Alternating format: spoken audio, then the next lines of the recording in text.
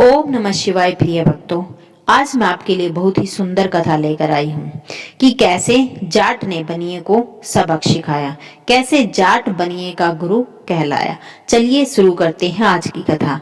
बहुत समय पहले की बात है कि जंगल के पास में एक गांव था। उस गांव में एक जाट परिवार रहता था। वह जाट सुबह जल्दी उठता और उस जंगल में जाकर सूखी लकड़ियां काटता और बैलगाड़ी में रखकर पास ही शहर में बेच कर आता। यही उसका रोजाना का काम था। फिर एक दिन की बात है कि रोज की तरह जाट अपनी बैलगाड़ी लेकर जंगल में गया और सूखी हुई लकड़ियां काटी और गाड़ी में रखकर उन लकड़ियों को बेचने के लिए चल दिया। जब जाट शहर में पहुंचा तो वहां पर उसकी मुलाकात एक बनिए से हुई। बनिए ने पूछा, चौधरी तुम्हारी गाड़ी का क्या मोल है? जाट ने कहा, एक ही मोल है, ज्यादा झकझक बाजी नहीं करना, पूरे 1,000 रुपए लूंगा। बनिए ने कहा, चौधरी तुम्हारी जुबान सर आंखों पर, तुमने कहा 1,000 रुपए लूंगा तो मैं तुम्हें गाड़ी के 1,000 रुपए ही दूंगा। चलो अब गाड़ी को जल्दी से मेरी हवेली पर ले चलो, यहाँ से हवेली थोड़ी ही दूर है। जाट बनिए के साथ उसकी हवेली पर गया और वहां जाकर अपनी गाड़ी को खाली कर दिया।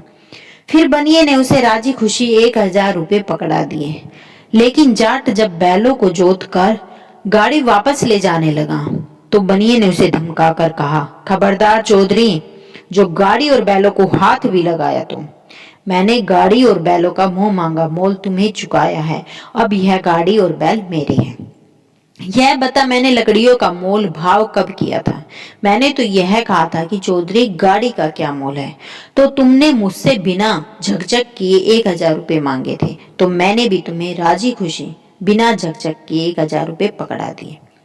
गाड़ी खरीदते समय बैल भी तो जुते हुए थे, बाल सफेद हो गए हैं, पर छोटी सी बात तुम्हारे समझ में नहीं आई। इतना कहकर बनिया चुप हुआ। जाट हक्का बक्का होता हुआ और अटकता हुआ कहने लगा, बैल तो जुटे हुए थे सेठ जी, परंतु मैंने तो लकड़ियों का मोल किया था। बैल और गाड़ी कहीं 1,000 रुपए में मिलते हैं क्या? बनिए ने झल्लाकर कहा, परंतु मैंने तो पूरी गाड़ी का मोल पूछा था और मैंने तुम्हें गाड़ी के ही दाम दिए हैं। गाड़ी 1,000 रुपए में आती है या नहीं, यह तो तू ही जाने। अब भले आदमी, तू यह बता, मर्द की जुबान एक होती है या दो?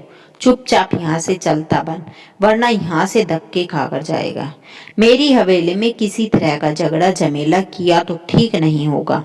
बेचारे जाट को बनिए ने बातों के जाल में फंसा लिया था। गाड़ी और बैलों को यूं ही छोड़ते हुए जाट के कलेजे में आग लग रही थी, मगर उसका कुछ जोर नहीं चला। जाट ने वहां पर खूब हाथ जोड़े, पैरों में गिर पड़ा, पैरों में पगड़ी रखी, मगर बनिया टस से मस ना हुआ। फिर जाट हाथ जोड़कर कहने लगा, मेरे समझने में भूल हो गई सेठ जी, मैंने तो लकड़ियों का मोल किया था। आप तो बड़े आदमी हो, छोटों को माफ कर दो। मैं तो अनपढ़, गवार, पसीना बहाने वाला गरीब आदमी हूँ। मेरी समझ में भला शब्दों की लाग लपेट कैसे आते हैं। मगर बनिया अपनी जुबान पर अड़ा रहा। जाट को भी भाषण देने लगा कि चौधरी, दुनिया में जुबान का ही तो जोर है, जुबान से ही बरकत होती है, और जुबान से जो पलट जाए वह आदमी ही क्या। यह तो गाड़ी और बैल, जुबान के भरोसे तो लाखों का लेन देन होता है। यदि तेरे जैसे पल पल में अपनी जुबान पलटने लगे तो दुनिया का क्या होगा। जाट की जब एक न चलती देखी तो बड़ी मुश्किल से हवेली के बाहर आ सका और चुपचाप गीली आंखों से और लड़खड़ाते पैरों से अपने घर पर आया। तो उसके बेटों ने पूछा, बाबा गाड़ी और बैल कहाँ हैं? क्या रास्ते में ही गाड़ी खराब हो गई? जाट की बनिए के सामने तो एक न चली, मगर अपने लड़कों पर गुस्सा बरसाते हुए बोला, गाड़ी और बैल तो ठिकाने लग गए हैं, तुमसे कुछ बनता हो तो तुम करो। मुझे तो उस बदमाश बनिए ने बोलने भी नहीं दिया। शहर से घर तक पैर रगड़ते रगड़ते आया हूँ। बनिए ने जो मेरे साथ किया, उसी के कारण मेरा कलेजा धू धू करके अंदर ही अंदर जल रहा है। फिर जाट ने अपनी एक एक बात अपने बेटों को बताई और कहा, मैंने तो बनिए से बहुत मिन्नतें की, हाथ पांव जोड़े, उसके पैरों में पगड़ी तक रख दी, तो भी उसने बार बार एक ही बात कही कि आदमी की जुबान एक होती है। अगर आदमी यूं जुबान बदलने लगे तो दुनिया का सारा धंधा ही चौपट हो जाए। मुझे तो उस चालाक ने बोलने तक नहीं दिया। जाट के बेटों ने सारी बातें सुनी तो उनके तन मन में आग लग गई। जाट के बड़े बेटे ने कहा, चलो बाबा, मुझे उस बनिए की हवेली पर ले चलो, या तो उसे मारूंगा या खुद मर जाऊंगा। मजाक थोड़ी है जो रास्ते चलते बैलगाड़ी हथिया ली। सबसे छोटा बेटा कुछ और ही सोच रहा था। उसने कहा, तुम कहीं नहीं जाओगे, मैं अकेला ही उससे निपट लूंगा। तुम चिंता मत करो, कल मुझे एक बैलगाड़ी में लकड़ियों ले जाने दो। बनिए बनिए की जुबान से ही उसे बांध कर नहीं लाया तो तुम कहना, बनिए का ही कांटा और बनिए का ही बाट, इस भाव में उसकी कड़की उतारूंगा। उसकी है मजाल कि उसने हमारे बाबा को धक्के मारने की बात कही। जाट का छोटा बेटा बड़ा होशियार था और यह बात सारे घर वाले अच्छी तरह से जानते थे कि यह अपनी कही हुई बात को पूरी करेगा। दूसरे दिन वह लड़का दूसरी बैलगाड़ी जोतकर और उसमें लकड़ियां भरकर शहर के उसी चौक पर जाकर खड़ा हो गया जहां पर पिछले दिन उसका बाबा लकड़ियों सहित गाड़ी लेकर खड़ा हुआ था। जाट ने अपने बेटे को बनिए के बारे में सारे निशाने पते बता दिए। उधर बनिए को भी कल का सौदा खूब फला फूला, इसलिए उस लालच में वह आज भी उस जगह पर जा पहुंचा। लकड़ियों की भरी बैलगाड़ी दिखाई थी तो वह बनिया मन में फूला नहीं समाया। जाट के लड़के के पास आया और पूछा, भाई तू किस जात का है? बनिए का। होलिया देखते ही जाट का लड़का तुरंत पहचान गया कि यह वही तिगड़म बाज सेठ है। फिर वह कहने लगा, सेठ मैं तो जाट हूँ। फिर बनिए ने आदतन पूछा कि क्या तेरी यह गाड़ी बिकाऊ है? लड़के ने कहा, इसमें पूछने की क्या बात है, गाड़ी तो यहाँ बेचने के लिए ही लाया हूँ। बनिए के तो बात पूरी रास लगी पड़ी थी। उसने गाड़ी शब्द पर जोर देकर पूछा, तू एक ही बार में मोल बता दे। सेठ बोला, गाड़ी का क्या लेगा, सौदेबाजी का काम मत रखना। जाट के लड़के ने कहा कि सेठ जी फालतू की सौदेबाजी में रखा ही क्या है, आखिर आदमी को भी तो देखा जाता है। मैं भी एक ही मूल बता दूं कि इस गाड़ी के 2 मुट्ठी पैसे लूंगा, सौदा जमता हो तो बता दो। बनिए ने जाट के लड़के की बात सुनी तो सोचने लगा कि यह लड़का तो कल वाले बाबा से भी बड़ा भोला है। मुट्ठी का क्या है, मुट्ठी में तो 1 पैसा भी बंद करके ले आए और 2 पैसे भी बंद करके ले आए। आज तो बढ़िया गवार फंसा है। फिर भी बनिए ने ऊपर के मन से कहा कि देख भाई, गाड़ी के दाम तो तूने बहुत मांग लिए, पर सवेरे सवेरे भगवान की बेला में कौन झगड़ा करे।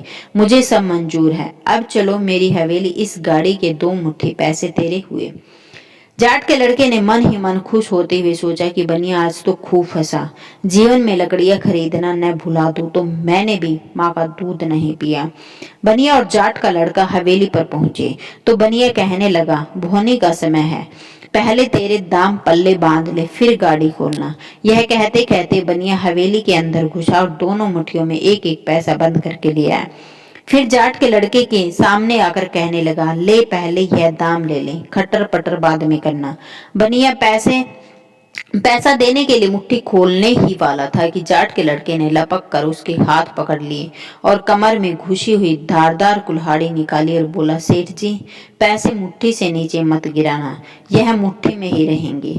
आज ही कब्जे में आए हो, लकड़ियों के नाम पर बैल और गाड़ी भी अगर साथ बिकते तो पैसों के साथ तुम्हारी मुट्ठियां भी कटेगी। इतना कहकर जाट के लड़के ने बनिए की कलाई पर कुल्हाड़ी को टिका दिया।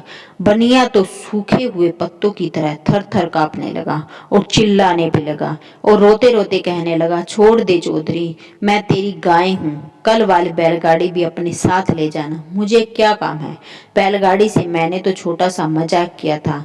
जाट के लड़के ने भी बनिए की कलाई मजबूती से पकड़ी हुई थी और उसे मरोड़ता हुआ कहने लगा, कल मेरे बाबा ने हाथ जोड़े, पैरों में पगड़ी तक रख दी, लेकिन तुम्हारा दिल नहीं पसीजा। अब तुम मर्द होकर भी जुबान कैसे बदलते हो? मर्द की तो एक ही जुबान होती है और जुबान से तो लाखों का कंधा धंधा होता है। तुमने 2 मुट्ठी पैसे की जुबान की थी या नहीं, बोलो। अब सेठ ने फिर हाँ करने में ही अपनी भलाई समझी। फिर कहने लगा, जुबान तो की थी मगर पैसों के साथ कलाई काटने का मुझे ध्यान नहीं था। अब तो तू जो कहेगा वही मैं करने को तैयार हूँ, बस मेरी कलाई छोड़ दो। जाट का बेटा बनिए की नकल करता हुआ कहने लगा, तुम्हें क्यों ध्यान रहेगा, एक कमजोर आदमी की बैलगाड़ी छीनते समय तो तुम्हें पूरा ध्यान था। अगर आज तुम्हें छठी का दूध याद ना दिलाया तो मेरी जात पर जूती। इतना कहकर जाट के लड़के ने फिर बनिए की कलाई पर कुल्हाड़ी की थोड़ी सी रगड़ मारी। सेठ तो बलि के बकरे की तरह कांपने लगा और कहने लगा, गाड़ी के ऊपर और 2,000 रुपए देता हूँ, बस मेरी कलाई छोड़ दो। बनिए की ऐसी हालत देखकर जाट का लड़का अंदर ही अंदर बड़ा खुश हुआ। फिर जाट का लड़का मुस्कुराता मस्करी करता हुआ कहने लगा, किस ताकत के जोर पर बेचारे भोले भाले गांव वालों से दगा करते हो। चलो आप मेरे पैरों में पगड़ी रखकर 7 बार नाक रगड़ो। बनिए ने सोचा कि अगर हाथ सलामत बच जाए तो पैरों में पगड़ी रखने से क्या बिगड़ेगा। बनिए ने झट पगड़ी जाट के लड़के के पैरों में रख दी और नाक रगड़ने लगा। फिर जाट का लड़का कहने लगा, अब चुपचाप 2,000 रुपए ला कर दो और कल वाली बैलगाड़ी भी मेरे हवाले कर दो, और अगर थोड़ी सी भी चालाकी की तो भीख मांगने के लायक भी नहीं छोड़ूंगा।